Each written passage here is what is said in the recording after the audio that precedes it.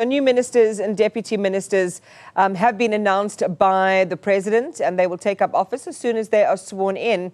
So we're focusing on some of the different perks they will now be entitled to. It's the subject of a good deal of conversation this morning.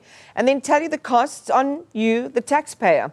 Our Juniour Khumalo is at a Brentieren estate in Pretoria, and this is where you'd find the Mahlamba Ndlopfu residence and various cabinet ministers' homes. So this is where our executive, is housed, and this is where they live. And I've actually been to the home of the president there in Pretoria, and it's something to behold, I suppose, is one way to describe it. But it is an issue that's, certainly going to niggle at taxpayers, especially when you consider that a lot of people were hoping for a much leaner cabinet than the one we ended up with last night, Juniour. Indeed, Iman, you are so lucky to have once been inside the presidential home. They did not allow us to go in, so it speaks to the security around this Brentieren estate here. As you have rightfully mentioned, the Mahlamba Ndlopfu presidential residence is actually in this estate.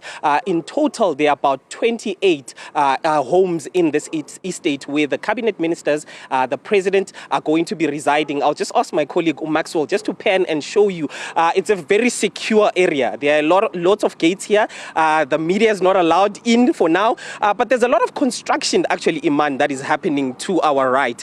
So we're not sure if they're trying to build more homes, because you know that that cabinet is actually bloated. In total, there are about 33 ministers, and there are about 32 ministers and 43 deputy ministers. So in total, there are about 75 individuals. But this residence actually only occupies about 28 homes. So some of the ministers and some of those deputy ministers, Iman, are going to be actually staying in Cape Town. That's where some of those ministerial homes are actually also located. But just to talk about those perks that we were speaking about.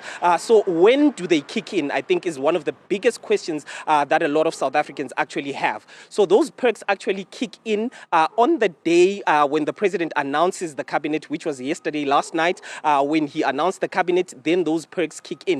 The first thing that actually happens is that the state security minister, this time around, the state security is actually housed in the presidency. So it's Khumalo, as well as the police minister. We have a new police minister, which is Senzo Mchunu. So those two come together and they discuss security details for those individuals that have actually been appointed by the president.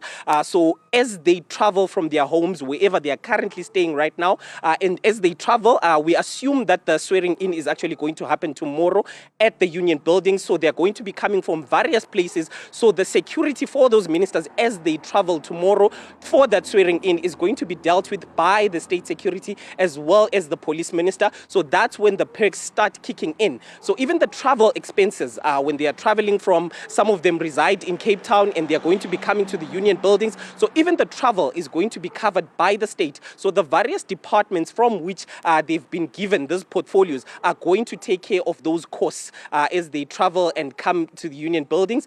So also every minister gets about 10 staff members for their homes and for their work.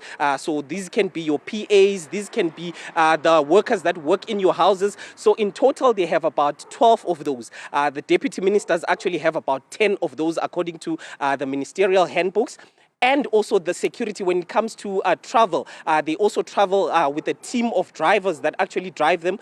These are actually going to be provided for by the SAPS. And every car, according to the ministerial handbook, the cars for these ministers and the deputy ministers should not exceed about 700,000. But that amount can be determined by the finance minister.